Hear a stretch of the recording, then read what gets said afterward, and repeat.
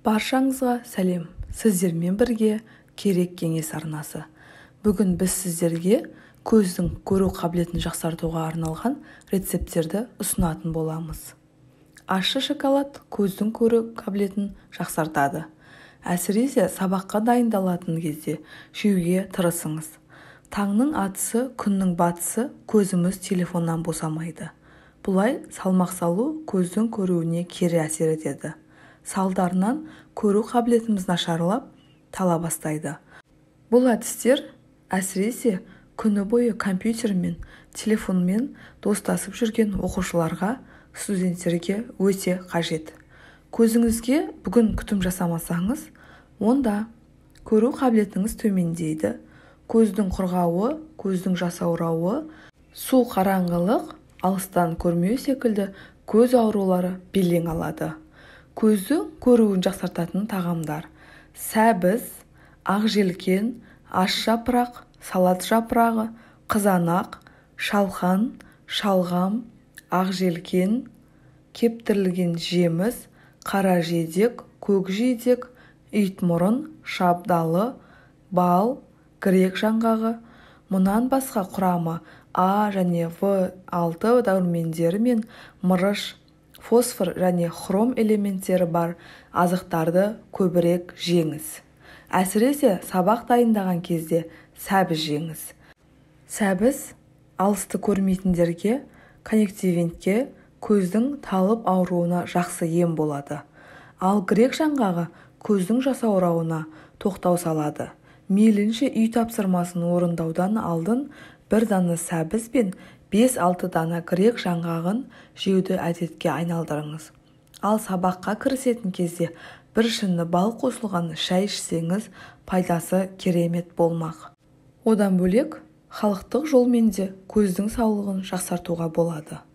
Ащы шоколад көздің өткірлігін арттырады, әрі алыстан көруге қырағы етеді. Осы кереметке ие болу үшін күнде бір плитка ащы шоколад жеңіз. Қабынуды болдырмайды, әрі жанарыңыздың жақсаруына нүкте қояды. Бал мен шай көзіңіздің қабынуына ем. Ол үшін бір шыны қою демделген шайға бір шай қасық бал араластырып, әрі көзіңізге 5 тамшыдан тамызасыз. Ем кезінде жайланып жатқаныңыз жөн. Бал мен алоэ шырыны көздің талғанына ем. Бірдей көлемде бал мен алоэны араластырып, көзіңізге тамызасыз. Емге қолдану үшін алоэның 2-3 жылдығын кесіп алып, тәрелкеге саласыз. Ыдысты 10-12 күнге тоңазытқышқа қою керек. Берілген күннен соң жапырақты езіп шырынын аласыз. Дайын болған шырынды бір десерт қасықпен күніне 3 рет қабылдайсыз. Емді тамақтан 30 минут алдын қабылдау керек. Немесе аталған шырынға тазартылған су мен балды араластырып, көзіңізге тамызыңыз. Емді 2-4 аптада қабылдасаңыз, жанарыңыз жасара түседі. Келесі кезекте қырықбуын тұнбасы. Көзіңізді тынықтырады, әрі жүйкесіне пайдасы зор.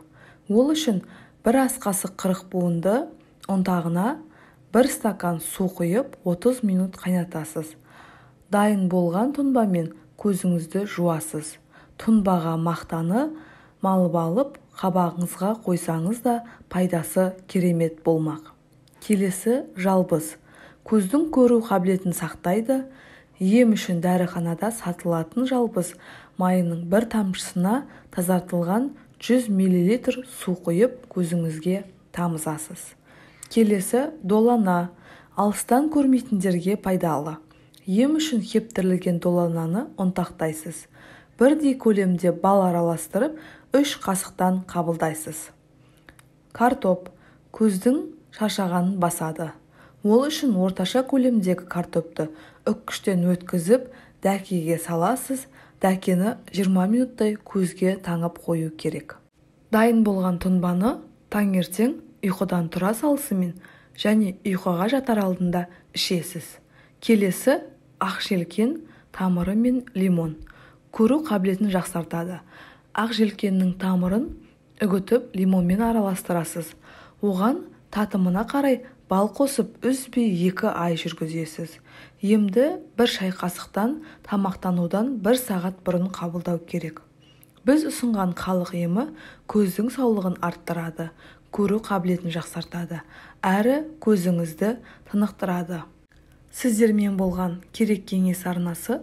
Осы ақпараттарым сіздерге ұнаған болса, менің арнама тіркеліп, қоңыраушаны басып кетуді ұмытпаңыздар. Соңына дейін тыңдап, менімен бірге болғандарыңызға рахмет.